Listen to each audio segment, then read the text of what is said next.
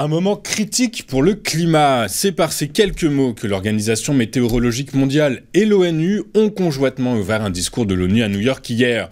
Les deux organisations ont en effet expliqué que le monde se rapproche de plus en plus des limites fixées dans l'accord de Paris de 2015 signé par la majorité des pays de la planète.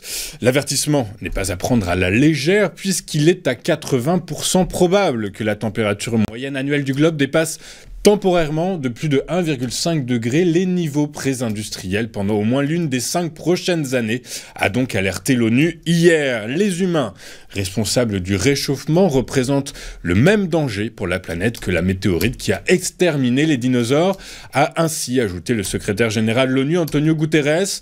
S'exprimant au Musée américain d'histoire naturelle de New York, Guterres a appelé à une action beaucoup plus ambitieuse pour lutter contre la crise climatique à l'approche du sommet du G7 qui se tiendra du 13 au 15 juin prochain en Italie. Aux États-Unis, les créations d'emplois dans le secteur privé ont ralenti en mai en raison d'une forte dégradation du secteur manufacturier. Selon l'enquête ADP publiée hier, le mois dernier, 152 000 emplois privés ont été créés contre 188 000 en avril et 175 000 prévus par les analystes. Rapporté à un mauvais indicateur manufacturier publié la veille, cette détente du marché du travail dans le secteur privé qui intervient avant la parution demain du rapport officiel sur l'emploi du département du travail, a bien relancé les hypothèses d'une baisse des taux de la Réserve fédérale en septembre.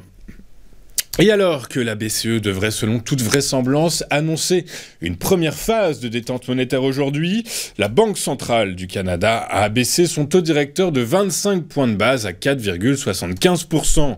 C'est la première baisse en 4 ans, tout en ouvrant la voie à de nouvelles mesures d'assouplissement monétaire si l'inflation continuait de ralentir. Je vous rappelle qu'en avril dernier, l'inflation canadienne a ralenti à 2,7% sur un an, son plus bas niveau depuis 3 ans, et les mesures sur 3 mois semble indiquer que ce ralentissement va se poursuivre, précise l'institution canadienne. Là, je vous rappelle que la prochaine réunion de décision sur les taux de la BOC est prévue le 24 juillet prochain, date à laquelle elle publiera également ses dernières prévisions trimestrielles. À défaut de construire des avions qui ne s'effritent pas en vol, Boeing a réussi hier le lancement de sa capsule Starliner en direction de la Station spatiale internationale. À son bord, 2 astronautes qui doivent rester en orbite environ une semaine pour ce vol de qualification qui intervient après plusieurs années de retard et de surcoût. Inutile de vous rappeler qu'un échec aurait affecté encore plus sa crédibilité technologique, déjà fragilisée par les problèmes de sécurité rencontrés par le groupe pour ses avions commerciaux. Enfin hier, Nvidia est devenue la 3e entreprise à franchir le seuil symbolique des 3 000 milliards de dollars de capitalisation boursière après Apple et Microsoft. Nvidia a même clôturé au-dessus d'Apple, accédant ainsi à la 2e place derrière Microsoft. Je vous rappelle qu'au-delà de l'engouement pour les puces de Nvidia, très prisées pour le développement de l'intelligence artificielle, le groupe est sur le point de procéder à un fractionnement d'actions qui donnera à chacun de ses investisseurs 9 titres supplémentaires pour chacun de ceux qu'il possède déjà. Or, mécaniquement, en réduisant le prix de son action pour attirer de nouveaux investisseurs, le cours de l'action devrait, in fine, augmenter. Regardons maintenant ce qu'il s'est passé sur la planète financière et en Europe. Les principales places boursières ont fini la journée dans le vert. À Paris, le CAC 40 a gagné 0,87% à 8006 points.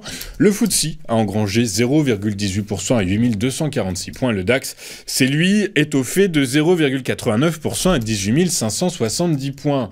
Séance record aux États-Unis puisque la fièvre acheteuse qui entoure le titre de Nvidia a porté deux des 3 principaux indices américains hier à des niveaux records. Le S&P 500 et le Nasdaq Composite ont clôturé à des prix encore jamais vus, leur 25e et 13e record en clôture depuis le 1er janvier 2024. Quant au Dow Jones, qui comprend Apple et Microsoft, mais pas Nvidia, il a également pris de l'épaisseur hier, mais dans une moindre mesure. Notons également que la poursuite de la détente sur le marché obligataire explique en partie la surperformance de Wall Street hier. Le Dow Jones a pris 0,25% 1,9% à 38 807 points. Le S&P 500 a gagné 1,18% à 5 354 points. Quant au Nasdaq Composite, il a lui engrangé près de 2% à 17 187 points. Sur le marché des taux souverains en zone euro, où les opérateurs sont restés à l'écart du marché à la veille de la très probable baisse de taux directeur de la BCE. Le rendement du Bund à 10 ans est ainsi resté stable à tout petit peu plus de 0,2 points de base à 2,499%. Quant au rendement du Bund à 2 ans, il reculait lui de 0,4 points de base à 2,972%. Enfin, à l'heure de la clôture en Europe, le Trésorier à 10 ans cédait lui près de 5 points de base à 4,289%. Enfin, les prix du pétrole ont rebondi hier après la publication de statistiques américaines qui laissent supposer à nouveau que la Fed va baisser ses taux en 2024. Le prix du baril de Brent de la mer du Nord pour livraison août a pris 1,14% à 78,41 $. Quant à son équivalent américain, le baril de WTI pour livraison juillet, il a lui gagné 1,11% à 74,07 $ l'unité. Nous allons marquer une toute première pause dans cette édition du 6 juin 2024 et juste après, comme vous en avez désormais l'habitude, eh bien nous retrouverons Éric Seban et son Chronodax. À tout de suite sur Téléfinance.